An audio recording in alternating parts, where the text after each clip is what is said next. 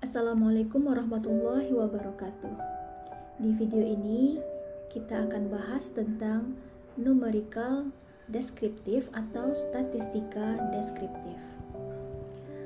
Statistik disebut juga dengan numerical description karena banyak berhubungan dengan angka, misalnya jumlah penduduk suatu wilayah, pergerakan indeks bursa saham, dan sebagainya. Kemudian statistika deskriptif atau numerical deskriptif ini adalah metode statistik yang digunakan untuk mengumpulkan dan menyajikan data melalui cara yang informatif. Nah, untuk menyajikan data secara informatif ini, teknik yang digunakan diantaranya dengan distribusi frekuensi, kemudian penyajian data secara grafis menggunakan histogram, pie chart, dan sebagainya, dan juga dengan menentukan central tendency seperti mean, median, modus. Kita awali dengan mengolah statistika deskriptif secara manual, yaitu dengan menentukan 11 item ini: rata-rata, modus, median, kuartil, rank, interkuartil rank, standar deviasi atau simpangan baku, varian, z-score, coefficient of variation, dan derajat kemiringan atau square. Nah, untuk contoh yang pertama ini, ada sebuah data hasil penelitian sederhana tentang jumlah mahasiswa di setiap program studi di sebuah fakultas tarbiyah di Universitas Islam di Indonesia. Misalnya ada prodi geografi, kimia, ekonomi, agama Islam, matematika, bahasa Inggris, bahasa Arab. Dengan jumlah mahasiswanya di tahun 2018 sebanyak ini dan tahun 2019 sebanyak ini. Dari data ini, hitunglah min, median, modus, kuartil pertama dan ketiga, hingga tentukan derajat kemiringannya.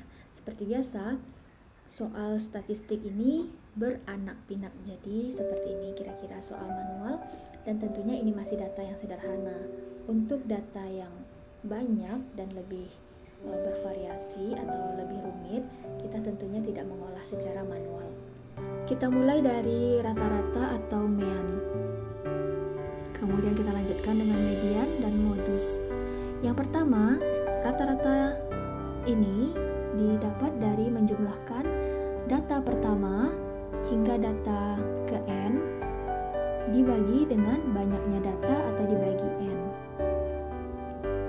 Data yang pertama yaitu 240 ditambah data kedua yaitu 260 hingga data yang ke-7 530 dibagi dengan jumlah data kita atau banyaknya data kita ini adalah sebanyak 7 data. Ya, dibagi 7 dapat 380. Berikutnya untuk median. Median rumusnya n tambah 1 per 2 dalam urutan. Jadi datanya harus berurutan dulu. Jumlah data kita, banyaknya data kita adalah 7 ditambah 1 per 2. Maka median berada di posisi data yang keempat. Data yang keempat adalah 350. Lanjut dengan modus, data yang paling sering muncul. Data yang sering muncul di 2018 ini hanya satu yang 2 kali muncul, yaitu 350 juga. Maka di sini kita salin ke atas, rata-rata 380, median 350, dan maksudnya ini modus ya. Yang nomor 3 ini modus 350. Lanjut dengan kuartil. Kuartil itu jika data dibagi menjadi 4, 100% data dibagi 4, maka 25% ada 4 buah 25%, maka posisi kuartil 1 adalah di antara pembagian 25% yang pertama dengan yang kedua. Q2 juga demikian dan Q3 juga demikian. Dan untuk yang Q2 ini dia adalah nilai tengah atau median, sehingga yang sering dicari, sering dipertanyakan adalah Q1 dan Q3. Untuk kuartil 1, rumusnya adalah Q1 sama dengan N tambah 1 dibagi 4.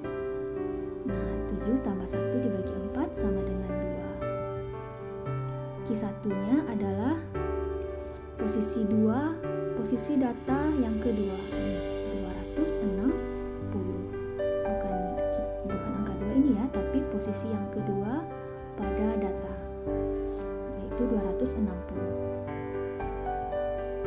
Kemudian kuartil 3, penentuan posisinya adalah rumusnya 3 dalam kurung N tambah 1 per 4. Maka posisinya 3, 7 tambah 1 per 4 adalah 6. Maka posisi yang ke-6 berarti kuartil ketiga berada di angka yang ke-6, yaitu 510. Nah, sampai di sini masih mudah. Lanjut dengan rank dan interquartile rank. Untuk rank ini mudah saja, yaitu data terbesar dikurangi data terkecil. Data terbesar kita sudah ada di ujung ini, yaitu 530, dan data terkecil 240.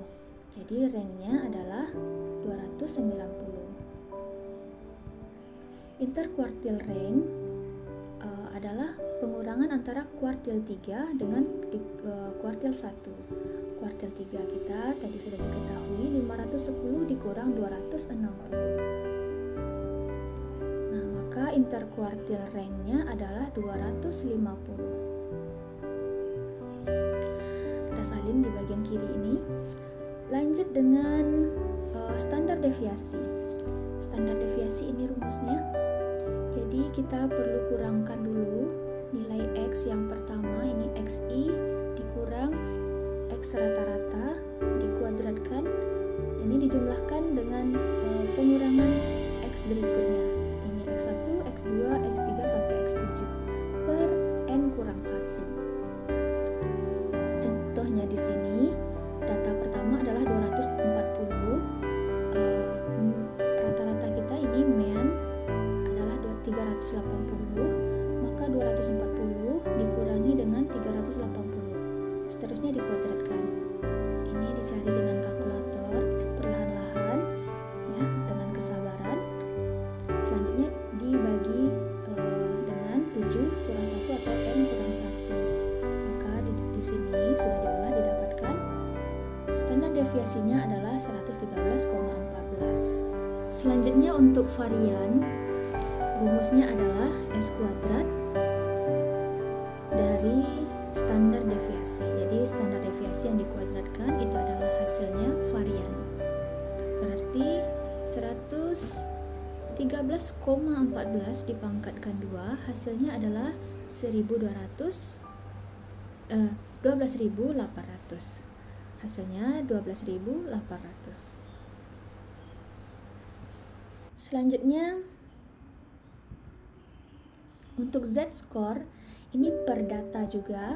Kita akan cobakan untuk data pertama saja, yaitu data pertama Z-score-nya atau simpangan dari rata-ratanya 240, ini data pertama, dikurang dengan rata-rata data semuanya yaitu 380, ini sudah kita buat di atas tadi, dibagi dengan standar deviasi yaitu 113,14.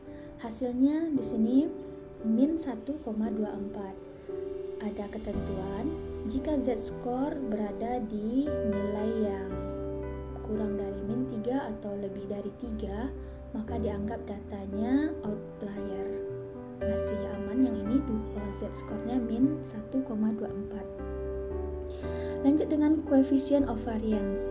Coefficient of variance ini maksudnya jika data kita mempunyai satuan yang berbeda, maka harus ada suatu koefisien yang menjadikan atau menstandarisasi data. Jika standarnya sama, maka data dianggap normal dan bisa digunakan pada penelitian. Rumusnya adalah coefficient of variance atau CV sama dengan standar deviasi per rata-rata dikali 100%. Standar deviasi kita adalah 113,14 dan rata-rata 380 dikali 100%. Maka standar coefficient of variance-nya didapatkan 29,77%. Nah, ini sudah 10 nilai manual yang kita cari. Lanjut dengan yang terakhir, yaitu derajat kemiringan. Ada ketentuannya, datanya itu apakah simetris atau datanya tidak simetris, atau datanya miring ke kiri atau left skewed, atau miring ke kanan atau right skewed.